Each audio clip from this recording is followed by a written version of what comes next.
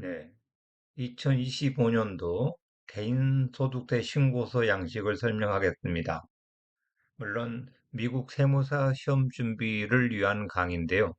사실상 미국 세무사 시험에는 이 폼 채우라고 하는 문제는 출제되지 않습니다. 하지만은 이 폼을 공부하는 이유는 세법이란 것이 세금을 걷는 법이고 그것을 도구화한 게 세금 보고 양식이죠. 결국 세법은 세금 보고서를 어떻게 작성하느냐는 것을 배우는 법이 바로 세법이라고 생각하시면 됩니다. 근데 그 세법을 공부하면서 세금 보고 양식을 모르고 공부하면은 말 그대로 코끼리 뒷다리 더듬기가 되는 거죠. 도대체 뭘 공부하는 것인지, 뭘 위해서 공부하는 건지, 뭘 하고자 해서 공부하는 건지 알 수가 없잖아요. 그래서 이해도 안 되고 머릿속에 오래 남지도 않을 겁니다. 따라서 그런 교육 효과 목적상 일단 템포리폼 개인소득세 신고서 양식을 설명을 하고자 하는 겁니다. 이해 목적상 미국 세법을 공부할 때 이해를 쉽게 할 수 있도록 왜 그걸 공부하는지 알 수 있도록 그래야 이해가 쉬울 거고 머릿속에 기억도 오래 남을 겁니다.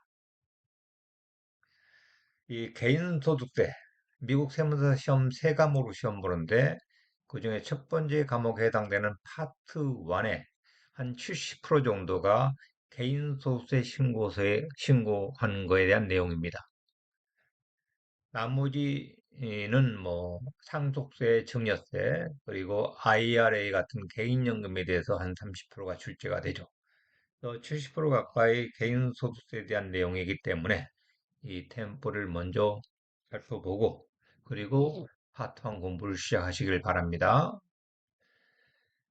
한 개인의 모든 소득을 보고하는 세금 보고 양식입니다. 1년 동안에 벌었던 모든 소득, 그 1년이라는 것이 1월 2일부터 12월 31일로 끝나는 1년, 이걸 칼렌더 이어라고 그러고요. 그러지 않고 다른 달의 1일부터 다른 달의 말까지 끝나는 해계년도, 이걸 피스칼 이어라고 하는데 예를 들어서 7월 1일부터 6월 30일로 끝나는 해계년도. 해계년도는 언제나 달의 말로 끝나야 돼요. 달의 중간에 끝나는 건 없습니다. 달의 말로 끝나야 되는데 12월 달의 말로 끝나는 해견들을 칼렌더 이어라고 그러고 그 밖에 다른 달의 말로 끝나는 것을 피스칼 이어라고 한다고요. 근데 대부분의 개인은 거의 99.9%가 칼렌더 이어를 사용하고요. 일부 아주 극히 소수가 피스칼 이어를 사용할 수도 있는데 요즘은 통상적으로 승인을 안 해줍니다. 칼렌더에 사용하다가 피스칼 이어 사용하려고 했을 때 승인을 받아야 되는데 국세청에서 승인 건수가 별로 없고요. 1년에 전체 신청자가 몇천 명 정도 되는데 그중에 거의 승인이 안 나온다고 그러고요. 전체 미국 납세자가 1억 6천만 명입니다. 그중에 피스칼 이어로 세금 버는 건수는 몇천 건에 불과하다고 합니다. 그러니까 대부분은 이 칼렌더 이어 사용한다고 생각하시고 이론상으로만 있다라고 생각하시면 돼요. 피스칼 이어는 1년은 초과할 수 없습니다. 12개월을 초과할 수 없어요. 회계연도가 텍스 이어가 12개월은 초과할 수는 없습니다. 통상적으로 1월 1일부터 12월 30일까지 2025년도에 벌었던 돈, 2025년도 세금 보고서에 2026년도 4월 25일까지 세금 보고하는 거죠. 할 때 이름 쓰죠. 본 이름, 그리고 부부 합산 신고하는 경우, 즉 조인트 리턴하는 경우는 배우자 이름도 쓰는데 배우자 이름, 누구 이름, 남편 이름 먼저 쓰느냐, 와이프 이름 먼저 쓰느냐 하면 상관이 없고요. 또 소득 있는 사람이냐, 없는 사람이냐가 상관이 없습니다. 근데 첫 번째 쓴 사람을 프라이머리 텍스페어로 합니다. 두 사람 다 텍스페어인데 이 첫 번째 쓴 사람을 프라이머리 텍스페어고 국세청 기록에는 주로 이제 프라이머리 텍스페어 이름으로 기록이 되니까 일관성 있게 해나가면 됩니다. 소셜 넘버 입력해야 되고요. 소셜 시큐리티 넘버는 사회보장국에서 신분을 확인할 수 있는 번호죠. 근데 이 번호가 없다 하면은 불체자도 세금 보고를 할 수가 있습니다. ITIN이라는 번호를 받아서요. 신분하고 전혀 상관없는 별도의 국세청에서 발행해주는 번호입니다. ITIN을 발급받아가지고 세금보할 수 있습니다. 이 ITIN은 구자로 시작돼요. 구자로. 어, 디짓은 소셜 시큐리티 넘버랑 똑같습니다. 처음에 세 자리, 그다음에 두 자리, 마지막은 네 자리 이렇게 된 것이 소셜 시큐리티 넘버, ITN 넘버인데 그중에 ITIN은 첫 숫자가 구자로 시작한다고.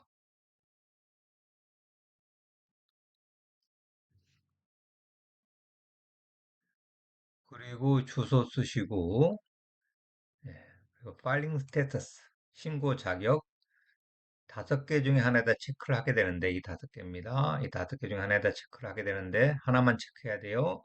자기한테 가장 적당한, 합당한 것. 뭘로 체크했느냐에 따라서 세율이 달라집니다. 세율이 가장 좋은 것, 즉 세율이 가장 낮은 것이 이거랑 이겁니다. 똑같은 세율표를 사용하는데 가장 낮은 세율이 적용되기 때문에 좋죠. 가장 높은 세율이 적용되는 것이 바로 이 Modifying Separator입니다. 여기입니다. 이거 Modifying Separator 가장 안 좋아요. 세율이 가장 높아요. 예, 일단은 싱글은 혼자 살고 있을 때 싱글이고, 두 번째, 세 번째, Married Filing Jointly, Married Filing Separately. 결혼했는데 따로따로 보고하는 거고, 결혼한 사람이 두 부가 함께 보고하는 거고, 세금 보고 한 장에다가 두 사람 소득을 다 보고하는 거죠. 온리 한 사람 인컴만 있어도 조인트 리턴 하는 거죠. 남편만 일하고 와이프 일 안 해도 두 부부가 남편 이름, 배우자 이름 쓰면서 조인트 리턴을 하는 거죠. 여기서 메리드 했다는 것은 두 번째든 세 번째든 메리드 했다는 것은 12월 31일자에 합법적인 결혼이 돼 있었어야 돼요. 동성결혼도 연방세법상 합법적인 결혼으로 인정해 줍니다. 단, 그 합법 결혼을 인정하는 주에서 결혼했을 때 한해서만 타주에 가서 산다 하더라도 결혼한 걸로 인정해 줍니다. 그래서 메리드로 보고할 수 있죠. 12월 31일자입니다. 만약에 12월 28일 날 이혼했다. 그러면 이 메리드 두 번째든 세 번째든 보고할 수가 없습니다. 1년 내내 결혼 생활하다가 12월 30일 날 이혼했습니다. 자식이 없습니다. 세금 보고 싱글로 해야 된다고. 12월 31일자에 결혼 안 된 상태이기 때문에 두 번째나 세 번째로 못 한다는 거죠. 그리고 헤드 오브 하우스홀드는 세대주 신고, 대표적으로 이혼하고 자식 데리고 사는 경우고, 혹은 아들이 어머님 모시고 사는 경우고, 여기 헤드 오브 하우스홀드에 해당될 거고요. 그리고 마지막에 qualifying, 여기서 qualifying이란 말은 세법이 정한 룰에 맞는 배우자가 사망한 경우죠. 그래서 혜택 주기 위해서 이 사람은 같은 세율을 적용하게 하는 거죠. Verifying Jointly라고 이 QSSA가 세율이 같은 세율로 가장 낮은 세율이 적용된다. 자세한 것은 우리 이제 본교재 공부하면서 공부하게 될 거고요. 파일링 스테이터스는 아니지만은 여기 체크하는 경우 하나 있습니다. 취팅 그렇게 간주하는 경우 non-resident alien이나 dual state alien spouse를 미국 레지던트로 취급하겠다고 선택할 수 있다고요. 1년 내내 미국 레지던트로. 듀얼 스테이터스란 거는 예를 들어 몇 달간은 한국 사람이고 몇 달간은 미국의 레지던트인 거죠. 그래서 몇 달간은 템포리 NR로 외국인으로 세금 보게 해야 되고 몇 달간은 템포리로 미국인으로 세금 보게 해야 되고 하는 상황, 템포리로 세금 보게 해야 되는 상황. 듀얼 스테이터스입니다. 어떤 사람이 영주권을 뭐 예를 들어서 9월 달에 받았어요. 그러면 1월부터 9월달까지는 한국 사람이었고 넌 레지던트 에얼리언이었고 9월부터는 영주권 받았으니까 레지던트 에얼리언이게 되겠죠. 그런 경우가 듀얼 스테이터스인데요. 그런 사람들이 1년 내내 레지던트가 되겠다고 선택할 수 있다고. 야, 그렇게 하면 어떻게 뭐가 좋으느냐? 사실 1년 중에 한 번이라도 넌 레지던트인 적이 있었던 그런 스파우즈하고는 조인트 히트를 못 합니다. 그런데 이렇게 레지던트가 되겠다고 선택하게 되면 그런 스파우즈랑 조인트 히트를 할 수가 있게 됩니다. 예를 들어서 내가 미국 시민권자나 영주권자인데 한국에 와이프를 구해가지고 이제 와이프가 미국에 들어왔습니다. 영주권 얻었습니다. 뭐 예를 들어 10월 달에 얻었다 합시다. 1년 중에 한 번이라도 넌 레지던트 에얼리안 1월부터 9월달까지 넌 레지던트였거든요. 넌 레지던트 에얼리안이었어요. 그래서 조인트 못하는 게 원칙이라고요. 그런데 와이프가 1년 내내 레지던트가 되겠다고 선택하면 여기서 체크해서 이렇게 체크해서 그렇게 1년 내내 레지던트가 되겠다고 선택하면 그 배우자랑 조인트를 할 수가 있다고요. 그래서 여기 표시하는 란이 있는 거고요. 그 다음에 가상화폐 거래한 적 있냐? yes, no 표시하는 게 있고 디펜던트 디펜던트가 4명 쓰는 란이 있는데 사실 모아된 4명도 괜찮아요. 네, 더 많이 나열할 수 있습니다. 특히 제가 뭐 컴퓨터 프로그램에는 더 많이 나열할 수 있는 칸이 있고요. 이 배우자라는 게 통상적으로 우리 자식 아닌 부모겠지만 대부분의 사람들이 그렇지만 꼭 혈연 관계가 없다 하더라도 세법적인 특정한 룰에 맞으면은 다리 밑에 주워온 사람도 데리고 온 사람도 부양가족이 될 수 있단 말이에요. 한마디로 혈연 관계가 전혀 없는 사람도 부양가족이 될 수는 있습니다.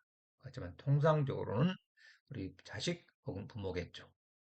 그 사람들 이름과 소셜 넘버 쓰고요. 역시 소셜 시큐리티 넘버 없으면은 ITIN 넘버를 입력을 해야 될 거고요. 관계 아들이냐 딸이냐 뭐 부모냐 어머니냐 아버지냐 뭐 쓰는 거고 잠깐 ITIN 넘버는 별도 신청서가 W7이라는 신청서가 있습니다. W7이랑 여권이랑 같이 보내서 ITN 넘버를 받게 됩니다. 그리고 뭐 미국에 반년 이상 살았냐 물어보고 그것도 미국에서 살았냐 물어본 이유가 미국에서 안 살아도 부양가족이 될 수 있습니다. 특히 멕시코나 캐나다에 살았다면은 부양가족이 될 수 있다고요. 그리고 풀타임 학생이면은 풀타임 학생을 왜 표시하도록 되어 있냐? 자녀인 경우 언더 19이면은 학생인지 아닌지 상관없이 부양가족이 될 수 있는데요. 만약에 19 이상이다. 언더 24까지는 풀타임 학생이면 부양가족이 될 수 있습니다. 그래서 풀타임 학생인지 아닌지 판단하도록 되어 있고요. 또 장애인이면은 나이와 상관없이 부양가족이 될 수 있고요. 그리고 7번에 크레딧 크레임하는 게 있죠. 크레딧은 세액공제입니다. 세금에서 빼주는 세액공제, 여러 가지 세액공제가 있지만 일단 이 부양가족 관련된 세액공제 이야기를 체크하도록 되어 있는데 차일드 텍스 크레딧 언더 17 자녀 한 명당 한 자녀당 2,200불씩을 크레딧 받습니다. 언더 17 자녀는 여기에 표시가 될 거고 그리고 그 밖에 다른 디펜던트 부모라든가 17 이상이라든가 그런 사람들은 500불 크레딧 받습니다. 이렇게 체크되면 500불을 세액공제 받게 되고 그래서 표시하는 란들이 있는 거고요. 그리고 이제 각종 소득도를 나열합니다. 1번부터 9번까지, 8번까지 모든 소득을 나열해서 9번이 토tal 인컴입니다. 한 개인이 1년 동안에 번 모든 소득 1번부터 8번까지 나열하는 겁니다. 종합소득세 신고를 하는 겁니다. 그래서 하나하나 좀 보겠습니다. 1번 라인, 1번 라인이 쭉 있죠. 그 중에 1번에 일반적인 월급 받던 겁니다. W2. 이게 월급 명세서죠. 이게 바로 월급 명세서입니다. 1년치 받은 월급을 나열하는 겁니다. 이 금액을 여기다 갖다 쓰는 거고요. 그리고 household employee wage W2에 보고가 안 된 가정 household employee를 쉽게 이야기하면은 가정부라고 생각하시면 될 겁니다.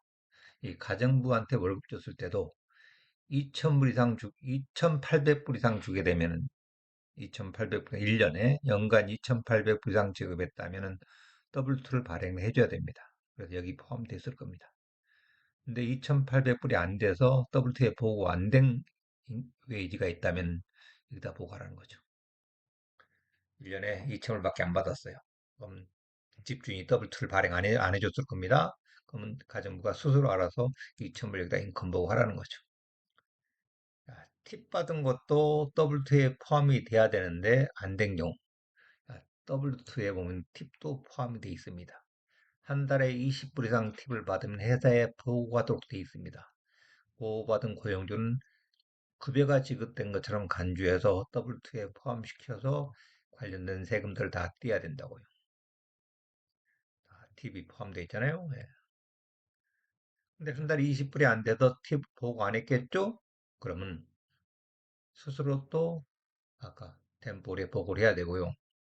그리고 여기 있는 얼로케이션 팁. 저분들이 팁을 제대로 보고 안 했을 때 어떤 특정 업종에서 그렇습니다. 제대로 보고 안 했을 때 회사 쪽에서 강제로 얼로케이션 시키는 금액이 있습니다. 이 금액하고 그런 것들을 템포리에 바로 여기다 보고하는 겁니다.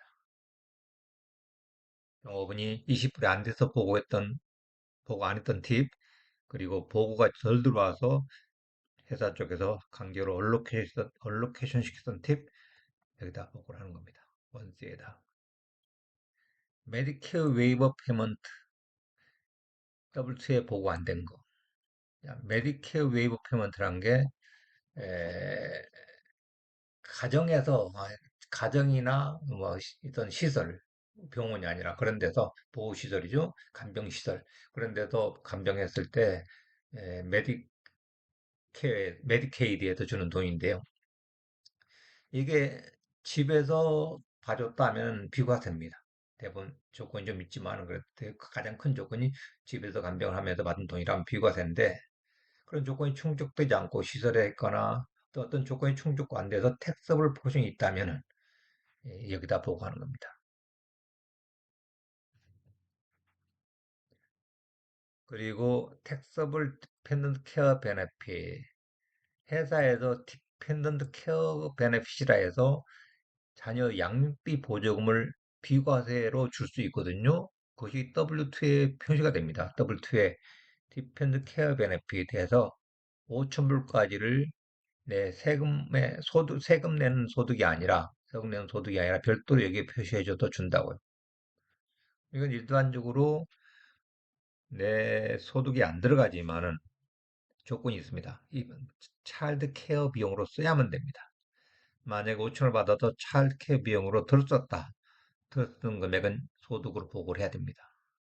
그 부분을 여기다 쓰라는 거죠. 그 부분을 텍스블한 파트를 그리고 employer provide 어답션 베네핏 입양비 보조금 준 거죠. 회사에서 종업원들에게 입양 보조금 준 건데 이것도 택서블 파트가 발생합니다. 그 경우 이 폼을 통해서 택서블 부분을 계산하게 되는데 이 폼의 31번 라인 볼까요? 이 폼의 31번 라인이 바로 택서블 베네핏을 계산했습니다. 왜냐하면 전체 뭐 보조금 받은 것 중에서 제외시킬 수 있는 맥시멈 금액이 있거든요. 그리고 여러 가지 조건이 충족돼야 돼요. 그렇게 조건 충족 못했거나 금액을 한도 넘었거나 그랬을 때 텍스블 베네핏이 된다. 보조금 받은 것이 입양 보조금 받은 것이 일부가 텍스블이 된다는 거죠. 그 텍스블 금액을 여기다 갖다 쓰도록 돼 있다는 거죠. 그리고 웨이지 프롬 8919 라인 6 8919 놓을까요? 이 폼입니다. 회사 쪽에서 소스 텍스, 메딕 텍스를 안 거둔 웨이지에 대해서 스스로 계산해서 내는 겁니다. 분명히 급여 성격인데 회사에서 세금 안 떼고 소셜택, 매트릭텍스 안 떼고 줬다고요. 그럼 스스로 종업원이 알아서 계산해야 되는 건데요. 원래 이 폼이 어떤 폼이냐 하면은 에, 네, 내가 종업원인지 아니면 인디펜던트 컨트랙터인지 좀 구분이 어려웠을 때 SSH란 폼으로 여기 SS 폼이죠. 이걸로 통상적으로 구별을 해달라고 IRS에 요청합니다. 내가 인프로인지 아니면 인디펜던트 컨트랙터인지. 근데 국세청에서 회사 쪽에서는 인디펜던트 컨트랙터에서 세금 안 떼고 줬는데 국세청에서 답변이 이걸 파일했더니 내가 인프로이라고 답변이 왔어요. 그러면 그 월급 받은 거에 대해서 소셜 텍스, 메디컬 텍스를 계산해서 내야 된다고.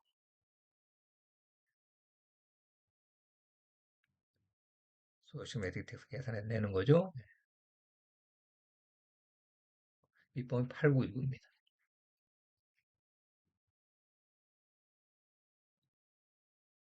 특히 H 볼까요? 이 사람이 회사에서 일을 하는데 W2도 받고 1099도 받았어요. 1099이 미스낼 수도 있고 NEC, Non-Employee Compensation, 종업원이 아닌 사람이 어떤 보수를 받은 거 이렇게 표시해 줄 수 있다고요. 두 가지를 받았어요. 원래 통상적으로 한 직장에 일을 하는데 두 가지 받는 것이 사실 불법일 수가 있어요. 둘 중에 하나를 받아야 돼요. 급여든지 종업원이든지 아니면 인디펜던트 컨트랙터든지 둘 중에 하나야지 두 개다가 되지는 못합니다. 아주 특이한 예외적인 경우를 제외하고는. 그런데 실질적으로 어떤 회사에서는 일반적인 월급은 더블2를 이슈를 해주고 나머지 뭐 보너스 받던 거 그런 것들은 1099나 이슈해주고 그러면 잘못된 겁니다. 물론 어떤 사람이 한 회사에 일을 하자면 현재의 다른 잡을 하고 있다. 뭐 일주일에 5일 동안은 클락으로 안에서 세크터리로 일을 하고 주말에는 뭐 딜리버리는 별도의 이 회사에 하청받아서 뭐 일을 하고 있다. 그런 경우라면 두 가지를 받을 수 있겠지만 그렇지 않은 일반적인 종업원이라면 월급은 이걸로 보너스는 저걸로 이렇게 할 수가 없다고. 그렇게 했을 때 전부 다 급여로 간주해서 1099을 받았던 것 더블2 웨이지로 포함돼야 될 걸로 간주해서 더블2에 월급에 해당되면 소셜 텍스 여기 있는 것처럼 소셜 텍스하고 메딕 텍스를 냈었어야 되거든요. 그걸 계산해서 내는 거라고. 896과. 그때 이 계산된 이 웨이지 이 금액을 여기다 갖다 쓰라는 거죠. 템포리에.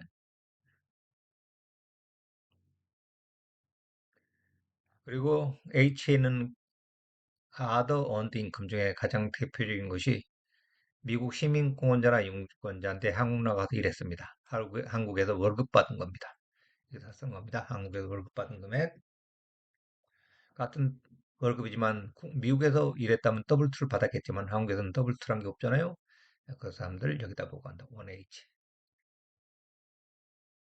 그리고 non-taxable combat 비과세인데 전쟁터에서 받은 월급입니다. 군인이 전쟁터에서 받은 월급을 일렉션 소득에 포함하도록 선택한다는 건데요. 그런 경우 여기다 쓰라는 거예요. 왜 일부러 소득에 non-taxable이지만 소득에 포함하도록 선택할 수 있느냐면 나중에 earned income credit이라는 걸 배우게 됩니다. 가난한 근로자에게 주는 세액공제인데 그 근로자 세액공제는 소득이 일정 수준까지는 소득이 많을수록 좀 크레딧이 많아요. 그런 구간에서 소득을 좀 많이 잡고 싶으면은 이걸 선택해서 인컴에 잡을 수도 있는 겁니다. 그래서 이 란이 있는 거고요. 그리고 대부분 이제 1번 다 급여 성격인 것들이고 2번은 이제 이자죠. 이자가 두 가지가 있죠. 텍스 익잼 인트러스트가 있고 텍서블 인트러스트가 있고 텍스 익잼 비과세 이자는 주로 지방자치단체에서 발행한 채권에 대한 이자인데 그냥 인포메이션 목적성 2AS라고 돼 있지 전체 합계액은 안 들어갑니다. 2B는 taxable interest만 과세 대상인 토tal 인컴에 합산이 되는 거고요. 토tal 인컴 계산할 때. 그리고 디비던 배당이죠. 근데 디비전이 두 가지가 있어요. qualified 세법이 정한 룰에 맞는 디비던 특정 배당금 그리고 일반적인 배당금. 특정 배당금에 해당되면 세율이 다른 세율이 적용돼요. 제로부터 맥시멈 20%까지 누진 세율이 적용되는데요. 근데 이 오드너리 디비던 일반적인 배당, 일반 배당에 해당되면 일반 소득, 여기 날된 게 다 일반 소득인데 일반 소득에 해당됐을 때 세율은 가장 낮은 세율이 10%부터 최고 37%까지 누진 세율이 적용됩니다. 세율이 다르게 적용되기 때문에 따로 수록되어 있는 거고요. 4번에 IRA 디스트리뷰션 IRA 가입하면 공제받습니다. 근데 이거는 가입할 때가 아니라 타먹을 때 이야기입니다. 가입할 때 어디서 받는지 한번 볼까요? 이 스케줄 1이라 하는 데서 두 번째 페이지로 가보면요. 두 번째 페이지에 인컴에 대한 조정하는 항목인데 인컴에서 빼는 항목입니다. 디덕션 하는 항목이에요. 거기에 보면은 IRA 디덕션이라고 있어요. IRA 가입했던 걸 공제받게 됩니다. 그런데 나중에 타먹을 때 인컴 보고 해야 된다고요. 타먹을 때 소득을 보고 해야 되는 거죠. 네, 타먹을 때. 근데 전부 다 텍서블이 아니고 일부가 텍서블이라고. 전체 탐험 금액에다 입력하고 텍서블 포션을 뽀삐에다 쓰는데 어떤 부분이 텍서블 하느냐? 전체 연금 자산 금액 중에 가입할 때 공제받았던 부분하고 벌린 돈, 어닝, 이 포션에 대해서는 텍스벌입니다. 반대로 가입할 때 공제 안 했던 포션에 대해서는 전체 연금 자산 중에 가입할 때 공제 안 받았던 포션에 대해서는 비과세가 되는 거고요. 그걸 계산해서 텍스벌 어마운트를 여기다 쓰는 거죠. 사비에. 근데 연금을 수령해가지고 다른 연금으로 갈아탔다 하게 되면 사비에 제로가 되고요. 텍스벌 어마운트가 안 나타날 거고요. 또 이번에 Qualified Charitable Distribution이라 해서 70.5세 이상인 사람이 자기 IRA를 자기가 수령을 안 하고 Charitable Organization, 즉 교회 같은 데다 직접 줬다고요. 그런 경우는 이것도 역시 소득이 안 잡힙니다. 사비 안 잡힌다. 체크를 하고 타먹어서도 소득이 안 잡힌다. 물론 일정 금액이 한도가 있습니다. 그지? 그 이야기고. 야, 5번에 펜션 연금이죠. 이것도 501k 같은 펜션 애뉴얼티 받았을 때 이것도 대부분은 텍스블 어마운트입니다. 근데 이것도 갈아타보면은 롤오버 해버리면 텍스블 인컴이 안 잡힐 거고 그리고 또 여기 퍼블릭 세이프티 오피서의 약자예요. 소방관들, 경찰관들 이런 사람들이 장애연금을 받게 됐을 때 일부 혜택 받는 부분이 있습니다. 그래서 체크를 하는 거고요. 그리고 소셜 시큐리티 베네핏 연금이라고 하죠. 예, 미국의 근로자들이 10년 이상 일을 해서 1년에 4 크레딧 해가지고 10년 일하면 40 크레딧 쌓거든요. 이 40 크레딧을 쌓았을 때 연금을 타먹을 수 있게 된다고 65세 넘어서 혹은 66세, 67세 넘어서 타먹게 되는데 논의이 돼서 타먹게 되는데 타먹는 경우 보통은 비과세라고 생각하시는데 다른 소득이 많은 분들은 연금 타먹은 것에 일부가 텍스블이 발생할 수 있습니다. 텍스블 어마운트. 예, 소셜시큐 베네핏만 받는 사람이라면 다른 소득이 전혀 없고 그것만 받는 사람이라면 텍스로 어마운트가 없습니다. 그러니까 제로가 될 텐데 소셜시큐리티 베네핏도 받으면서 다른 소득도 있어요. 뭐 렌탈 인컴이 있거나 이자 인컴이 있거나 펜션, IRA 이런 게 받아가지고 다른 소득이 많았을 때 연금 받은 것에 최고 50% 혹은 최고 85%까지도 텍서블 어마운트로 잡힐 수가 있다.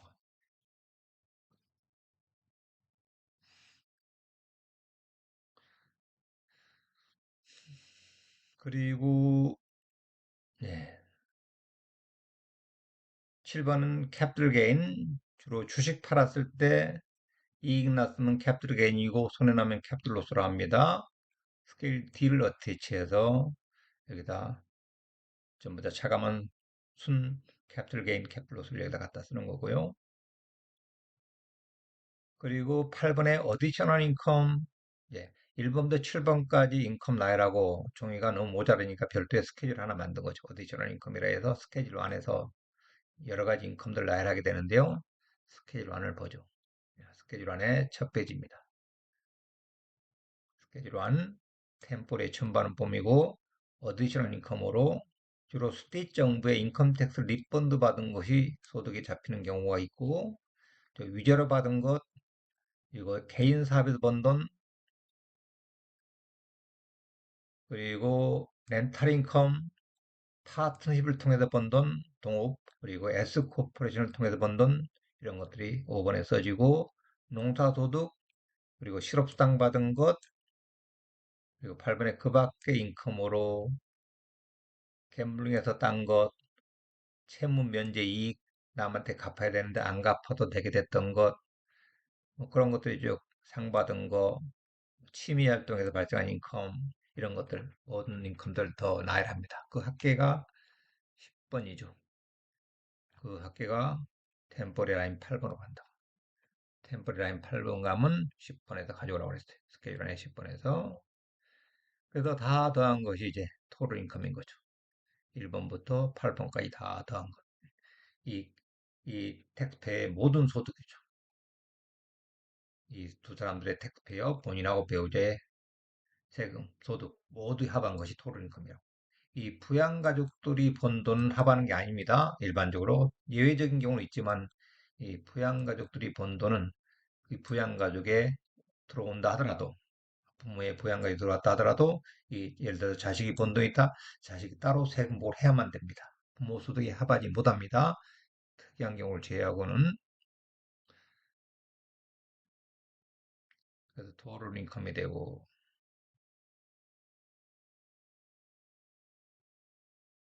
거기에서 빼주는 게 있습니다. 어저스트 하는 것, 디덕션 하는 것. 그래서 그걸 빼서 토tal 인컴에서 이걸 빼서 11번에 Adjusted Gross Income, 조정된 Gross Income, 약자로 AGI랍니다. AGI. AGI라는 개념을 알고 계셔야 돼요. AGI 시험에도 일상생활에도 일할 때 많이 사용하는 표현입니다. AGI.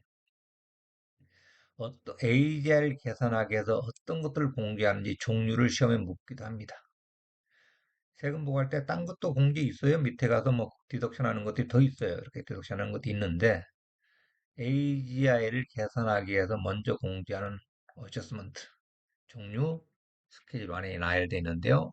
스케줄 한번 보죠. 스케줄 안에 두 번째 페이지입니다. 아까 어디시라는 인컴은 첫 번째 페이지였고 두 번째 페이지로 내려가서 이게 인컴에 조정하는 항목들입니다. 이걸 토tal 인컴에서 디덕션 한다고. 교육자 익스펜스, 교육자가 학생들을 위해서 학교 돈이 아니라 자기 주머니 돈으로 돈을 썼을 뭐 교육 자료 연구하기 위해서 이렇게 자기가 책을 사서 봤다든가 것도 해당되고 학생들을 위해서 뭘 뭐 세니타이저 뭐 이런 걸 사줬다든가 뭐 학용품을 사줬다든가 다 여기에 공개할 수 있다고. 300불씩 부부가 두 사람 다 교육자라면 600불을 공개받을 수 있는 거고요. 그리고 예, 헬스 세이빙 어카운트 의료 적금 들었을 때도 일부 공개받을 수가 있고 군인들입니다. 군인들의 이사비를 공개받을 수 있고 그리고 자영업자의 이런 것들이 퇴직연금입니다. 심플 퀄리파이드 랜 퇴직연금에 나중에 배우게 될 텐데요. 자영업자가 본인의 퇴직연금 들었을 때 그래서 공제받을 수 있고요. 그래서 자영업자라는 것은 개인 사업자나 파트너십 해당되는 사람들이고요. S컵도 해당되고요. 그리고 17번 여기서 셀프 인플로이드는 개인 사업자나 파트너십뿐입니다. S컵은 해당이 안 되고요. 그 사람들이 자영업자 본인이나 본인 가족들에 대한 의료보험 들었을 때 여기서 공개받습니다.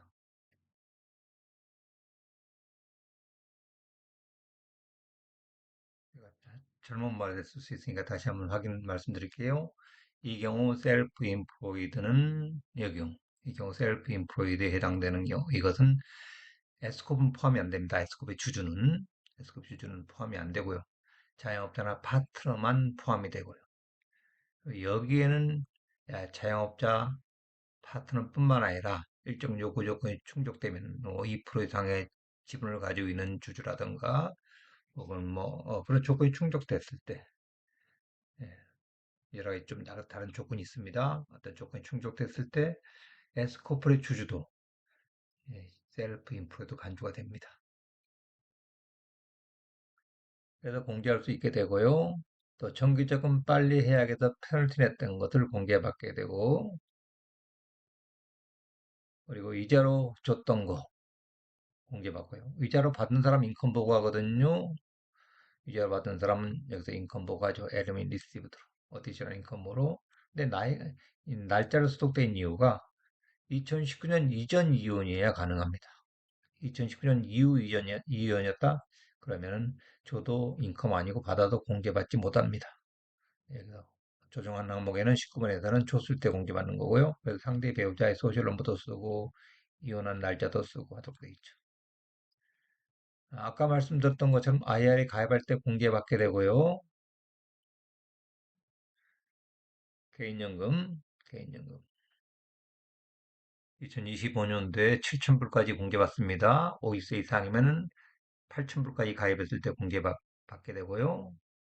21번에 학자금 융자 받은 그 이자 갚을 때 이자 2,500불까지를 공개받을 수 있습니다.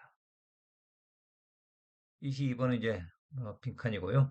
23번에 또 메디컬 세이빙스 어카운트라 해서 의료 적금 들었던 겁니다. 뭐 그 밖에 것들이 있는데요. 자, 그런 걸 다 나열해서 합한 것이 26번이고 그것을 템포리의 10번에 가서 공개받는 거죠. 템포리의 10번에 가서 공개하고 AGI가 계산되는 거죠. 그 AGI가 11번 옵니다. 11번으로 와서 12번에서 스탠다드 덕션 클램하든지 아이템 덕션 하든지 둘 중에 한 가지를 클램하게 되는데 스탠다드 덕션 금액은 왼쪽에 써 있습니다. 파일링 스테이스별로 금액이 달리 써 있는데 수치는 내올 필요 없습니다. 이 표준 공제 금액을 공제하든지 아니면은 스케줄 A를 작성해서 IDMI 덕션 하든지 항목별로 공제하든지 당연히 둘 중에 큰 걸 공제하겠죠. 자, 스케줄 A를 한번 볼까요? 어떤 것을 스케줄 A에서 공제하는지. 이게 스케줄 A입니다. 나중에 디테일하게 살펴보겠지만은 IDMI 덕션 의료비 공제받고요. 세금, 대표적으로 재산세 공제받게 되고 그리고 이자, 홈 모기지 인슈런스, 집 모기지 갚은 거에 대한 이자 냈던 거, 그리고 교회 헌금한 것, 캐절된 셉로스 이런 것들이 나열돼 가지고 이것이 어디로 가도록 되어 있냐? 템포레이 12에 가도록 되어 있죠. 템포레이 12, 2, 12 여기 가는 거. 근데 무조건 오는 것이 아니고요. 그 스케일의 금액이 스탠더드 액션보다 컸을 때 공제하겠죠. 스케일을 다 작성해 봐야 표준공제보다 적더라. 그러면 스탠다드 액션 사용해야겠죠. 스케줄 A는 첨부할 필요 없고 표준 공제에 사용하시라고. 아이템 덕션 금액이 적다면은 그런데 그 위에 체크하는 데는 뭐냐면은 뭘 어떻게 어디 체크했느냐에 따라서 표준 공제 금액이 달라집니다. 즉 남의 디펜던트 해당되면은 즉 우리 아들놈이 자기가 벌었던 돈을 우리 아들놈이 내 세금복에 디펜던트에 올라와 있는데 그 아들놈이 번 돈은 따로 세금보게 된다고 그랬죠. 그 아들이 따로 세금보고할 때 본인이 다른 사람의 부양가족이 된다라고 표시를 해줘야 된다고. 내가 텍스페어가 다른 사람의 부양가에 써마니 나를 부양 클램할 수 있다고. 그러면 표준계 금액이 굉장히 줄어듭니다. 반대로 이렇게 65세 이상이거나 프라인드거나 배우자도 이렇게 몇 개 표시느냐에 따라서 표준공제 금액이 또 늘어납니다. 표준공제 금액에 영향을 끼치는 표시입니다.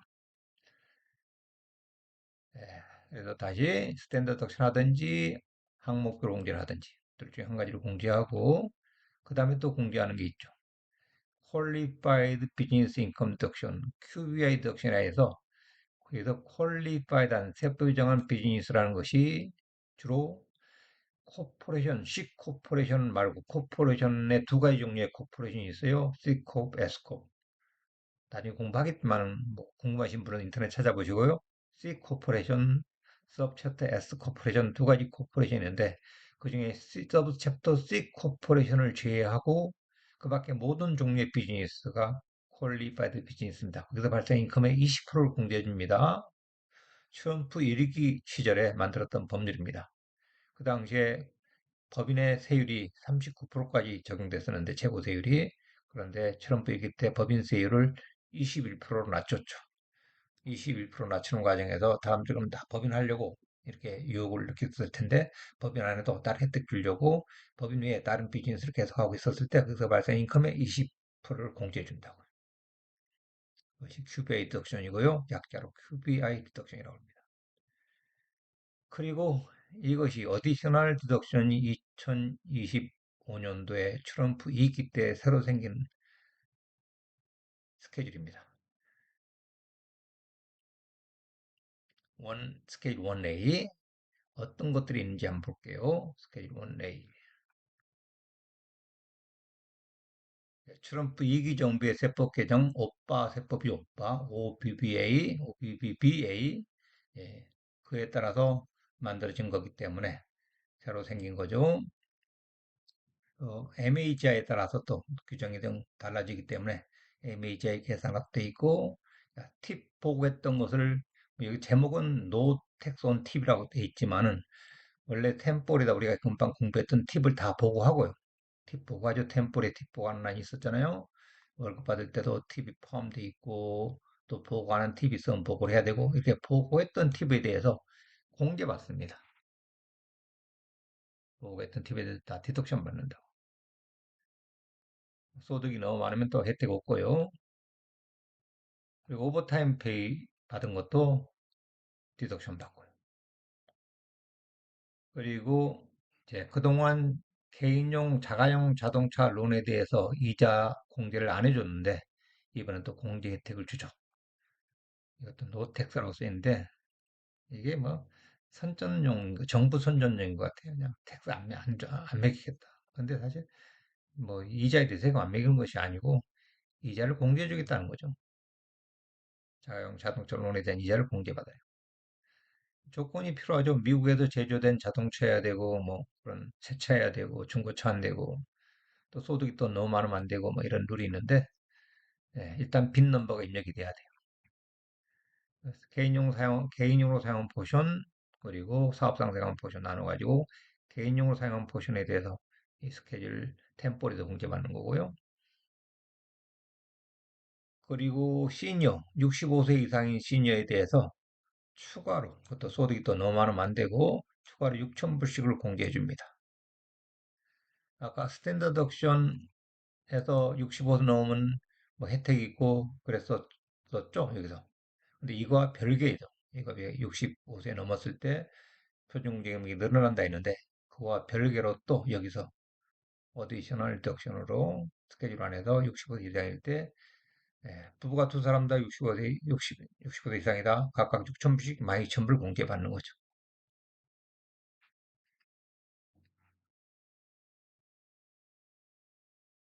그리고 자동차 론에 대한 이자도 여기서 공제해 주는 거니까 스탠다드 덕션 하든지 뭐 아이템 하든지 상관없이 여기서 추가로 공개받는 겁니다. 근데 홈모기자 같은 경우는 스케줄 A를 작성 안 했다면 공개 못 받죠. 홈모기지 인트러스트. 이것은 스케줄 A를 작성해야만이 공제 가능한 거고 스케줄 A를 작성 안 하고 스탠다드 덕션 클레임했다? 이거 공제 못 받는 거죠. 그런데 자동차 론에 대한 이자는 별도로 따로 스케줄 1A에서 공개하는 거기 때문에 공개받을 수가 있다. 표준 공개하든 항목 공개하든 상관없이. 템포리에 여기에서. 그래서 이 14 라인 보니까 12 이 표준 공제나 아이들 항목 공제 그리고 13 큐베 덕션 그리고 13B 이 어디셔널 덕션 스케일 1A 했던 거 다 더한 것이 이거고 그걸 빼서 나머지가 택서블 인컴이 되는 거죠. 자, 다시 봅시다. 모든 인컴을 다 더해서 여기까지 더해서 토tal 인컴이 되고 거기다 일정 조정 항목을 공제해서 AGI 계산되고 그 AGI에서 표준 공제하든지 항목별 공제를 하든지 공제를 받고 또 큐비에 디덕션 공제해주고 스케줄 1A에 어디셔널 디덕션을 공제해준 나머지가 택서블 인컴이라는 거죠. 과세 대상 된 인컴, 과세 표준이죠. 과세 표준. 여기다 세율 곱해서 세금이 계산되고 그리고 일반적인 세금이죠. 그 외에 스케일 2의 라인 3는 어디셔널 텍스라고 하는 게 있습니다. 볼까요? 네, 스케줄 2죠. 페더럴 인컴 텍스 말고 어디션 투 텍스 해가지고 엑세스 어드밴스 프리미엄 텍스 크레딧 리페이먼트 예, 프리미엄 텍스 크레딧이라는 것이 어드밴스로 받는 프리미엄 텍스 크레딧이라는 것이 의료보험료 보조받은 겁니다. 의료보험료 오버마케어 보험 들어서 의료보험 보조받았을 때 나중에 정산해서 너무 많이 보조받았을 때 토해내야 되는 겁니다. 리페이해야 되는 겁니다. 그리고 AMT 텍스라 해서 음, 별도의 다른 방식으로 소득을 계산해서 특히 이제 부자들인 경우 다른 방식으로 이 텍스업 인컴을 계산해서 다른 방식의 세금 계산을 통해서 세금을 계산해 봐서 일반 세금보다 더 많이 나왔을 때 추가로 더 내는 세금인데요. 그것까지 그 두 가지가 특히 합해져서 3가 되고 라인 17로 가게 된다고. 여기로 그러니까 일반적인 세금 말고 추가로 다른 세금이 좀 있다라고 하시고 그게 다 합해진 것이 예, 18번이고요. 이 세금에서 빼주는 것이 크레딧이라고 해요. 세금에서 빼주는 것이 크레딧. 앞으로 공부하시면서 크레딧은 한국말로 세액 공제입니다. 세금에서 빼주는 세액 공제.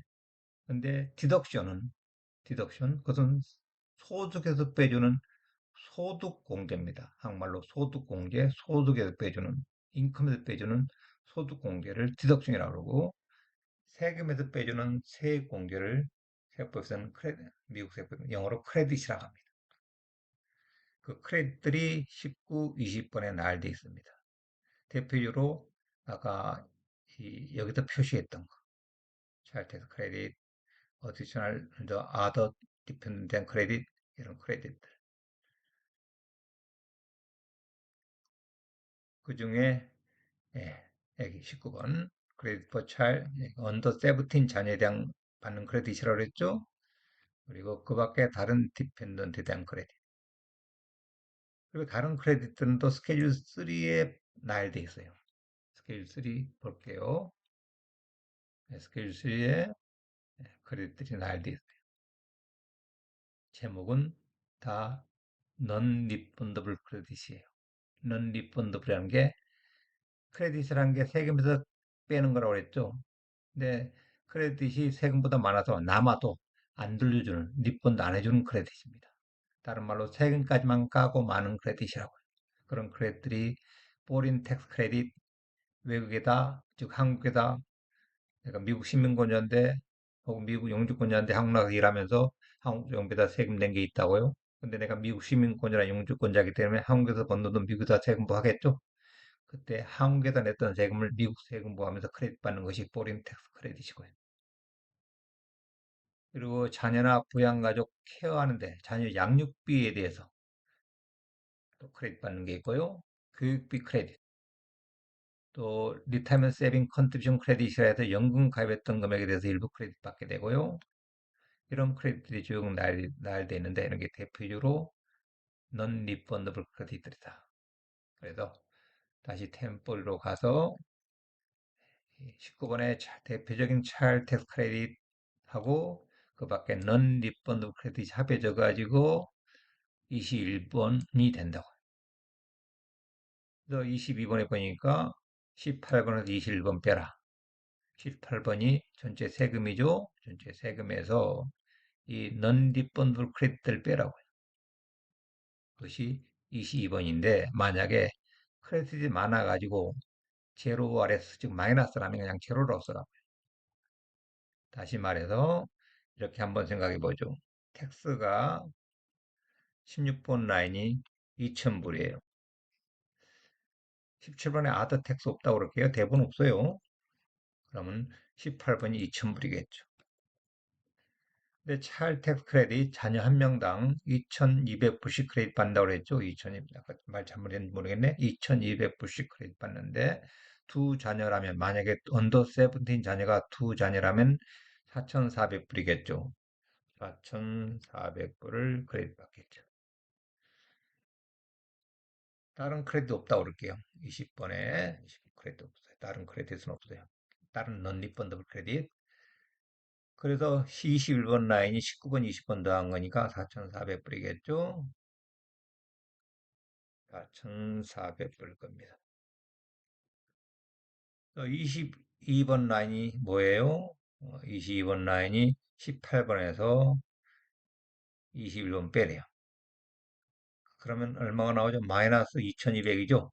마이너스, 아니 2,400, 마이너스 2,400불인데, 마이너스 2,400불이라고 쓰면 안 되고, 이렇게 쓰면 안 돼. 그냥 제로라고 쓰라고. 그 의미가 바로 non refundable이라는 거예요. 반대로 refundable이라면 반대겠죠. 마이너스면 그거 돌려준다고. non refundable이기 때문에 아무리 크레딧이 많아도 세금까지만 까고 마르고 그냥 제로가 된다는 거죠. 그것이 non refundable 크레딧의 의미입니다. 꼭 그거 기억하시고, 그리고 셀프 인프롬 텍스 자영업자의 사회부장세 해당되는 이 세금 또 추가로 더 애들 해서 전체 세금이 되고요. 그 세금에서 이제 이미 냈던 세금들을 빼줍니다. 이미 냈던 세금, 위돌도 했던 거, 원천 유사한 것, 원천 유상 징수란 게 소득 생길 때 바로 미리 세금을 떼서 나라에다 냈던 거죠. 고용 더블 투 받으면서 고용주가 떼서 세금을 위돌도 해서 나라에다 냈던 거고, 1099 받으면서도 세금을 떼서 미리 낼 수도 있습니다. 그리고 26번에 중원회랍 했던 겁니다. 장사하는 사람들이 주로 장사하시는 분들이 1년에 4번 세금을 미리 쪼개내는 Estimated Tax Payment. 이 냈던 것들이죠, 이런 게. 이미 냈던 세금들을 빼겠죠. 그리고 추가로 이 크레딧들, 27번부터 있는 크레딧들, 이런 크레딧들이 다 리펀더블 크레딧입니다. 리펀더블 크레딧. 타먹을 수 있는 크레딧이.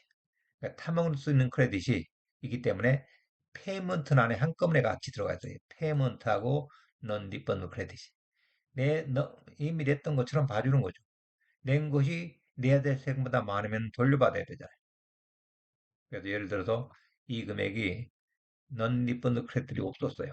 여기도 없었고 여기도 없었고 또 세금이 2천불이 나왔다고 2천불이. 그런데 뭐 세금 위돌 단계 없다고 간주하고 리펀더블 크레딧 해당되는 이런 게 EIC가 예를 들어서 뭐 5천불 썼다. 그럼 합의 토를 페먼트하고 넌 리펀드 크레딧 합한 것을 여기다 쓰죠. 뭐 여기다 뭐 예를 들어 1,000불 위도를 했다 할게요. 그럼 전부 6,000불을 미리 냈으니까 냈거나 낸 걸 초정 크레딧이니까 6,000불 여기다 쓰겠죠.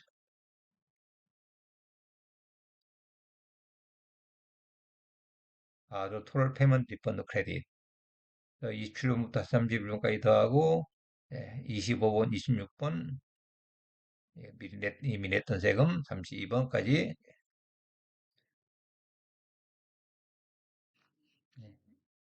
이 라인 말고 이 라인으로 내려가세요. 여기 6,000불 토럴 페먼트 다음 이 리펀더블 크레딧하고 또 이미 냈던 거 여기 리펀더블 크레딧들 여기 날된 것들 그리고 이제 어디셔널 텍스도 있고요. 이미 냈던 것들 합해진 금액이 바로 33번이라고. 그럼 이게 돌려받아야 되죠. 그래서 2,000불에서 6,000불에서 4,000불 남으니까 오버페이했으니까 4,000불 돌려받는 거죠. 이게 없다고 해도 예. 유돌 단계 없어요. 언딩 크레딧 4,000불이에요. 예를 들어서 그러면은 이게 4,000불이 되고 여기서 2,000불 돌려받는 거죠. 이런 식의 크레딧이 바로 리펀더블 크레딧이라고 여기 날된 것들이 나중에 공부하게 됩니다. 이런 것은 리펀더블 크레딧이라고. 만약에 낸 것이 적다 그럼 더 내야 되겠죠. 예를 들어 세금이 여기서 12,000불이 나왔어요. 12,000불이 톨텍스가. 근데 뭐 여기서 월급 받으면서 1,000불 냈고 크레딧이 4,000불에서 5,000불밖에 안 냈다. 5,000불다 그러면 추가로 7,000불 더 내야 되는 거죠.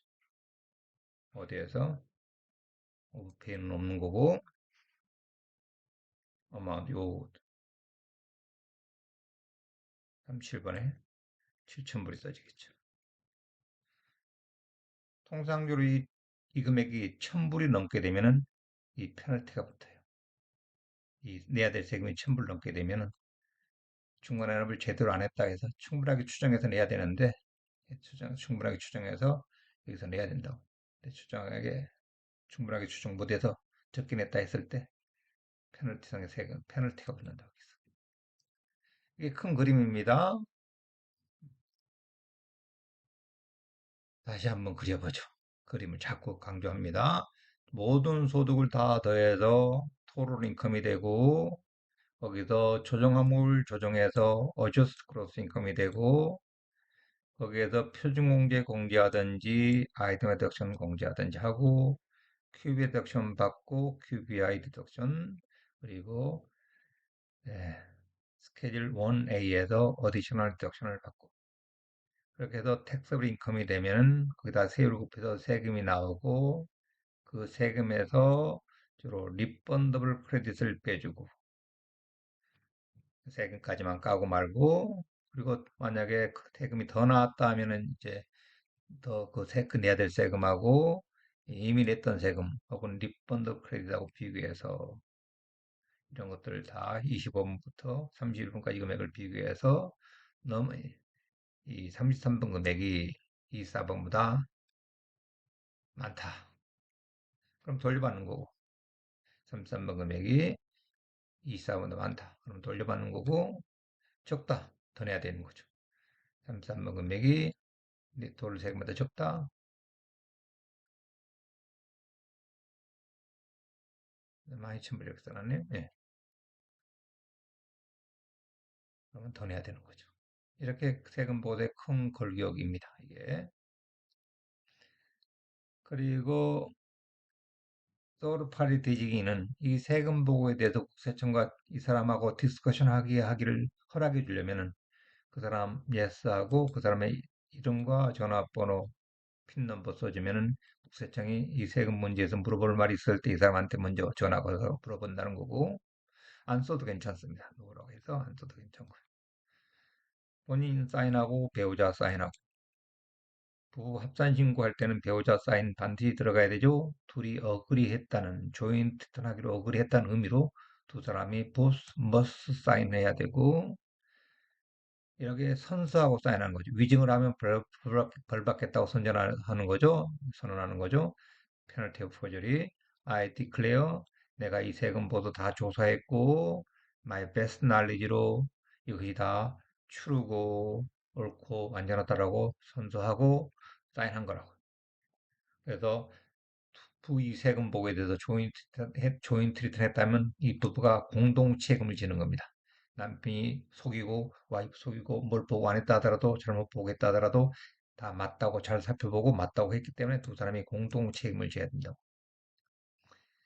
그리고 오른쪽에 IP 핀, Identity Protection 핀이라 해서 약자로 IP 핀이라는데요. 6자리 숫자입니다. 이 숫자가 있는 사람은 반드시 이 숫자를 입력해야만이 세금 보고 프로세싱이 됩니다. 있는데도 안 집어넣었다 파일이 거절됩니다. 이 파일 할 때 바로 리젝트가 옵니다. 왜 이 번호가 있느냐 하면은 이 번호가 없던 시절에 다른 사람의 소셜시큐 넘버를 남용해가지고 어떤 식으로 어떤 해킹하는 사람들이 알아가지고 세금 보고를 리펀드 받게 클레임해서 리펀드 받고 사라져버리고 그러죠. 누가 내 소셜 넘버 세금 보고 이미 해버린 거죠. 그런 경우가 심심찮게 있었거든요. 그런 그 사기를 방지하기 위해서 소셜 넘버하고 이 IP 핀 넘버가 매칭이 돼야만이 세금 보고 프로세싱이 되도록 IP 핀 넘버를 원하는 사람들한테 추가로 발급해 줍니다. 그래서 원하는 데는 누구나 발급받을 수가 있고요. 매년 발급이 됩니다. 매년 12월부터 1월 사이에 발급이 되는데 한 번 신청하면 계속 발급이 돼요. 매년 다른 번호가 발급되고 발급된 그 번호를 사용해야 됩니다. 2025년치 발급된 번호 2025년도 세금보험에서 입력을 해야 됩니다. 그리고 작성자 쓰는 란이 있죠. paid 돈 받은 사람만 작성자입니다. 돈 받은 사람은 작성자고요. 돈 안 받았으면 작성자 란에 사인할 필요가 없습니다. 그리고 작성자 아이디 번호에 해당되는 PTIN, Preparer Tax Identification Number입니다. 이 작성자 아이디 번호. 남의 돈을 받고 남의 세금보를 해주는 사람들은 이 PTIN 넘버가 반드시 있어야 됩니다. Paid Preparer는 PTIN 넘버가 있어야 된다고. 이 PTI 넘버를 왜 강조하냐면 여러분들이 이제 세무사 시험 볼 때 이 PTIN 넘버를 먼저 신청을 해야만 됩니다. 그래서 시험 보기 위한 아이디 번호로 사용합니다. 시험 먼저 접수하기 전에 시험 스케줄 하기 전에 PTIN이 있어야만 됩니다. PTIN 넘버 받는 방법은 제 보내드린 교재 네 권을 보내드리는데 그 중에 네 번째 교재인 포맨 인스트럭션 양식집 첫 페이지에 안내가 되어 있습니다. 그걸 분명 미리 받고 시험 공부를 하시기 바랍니다. 여기까지 템포리 설명 마치겠습니다. 1시간 걸렸네요.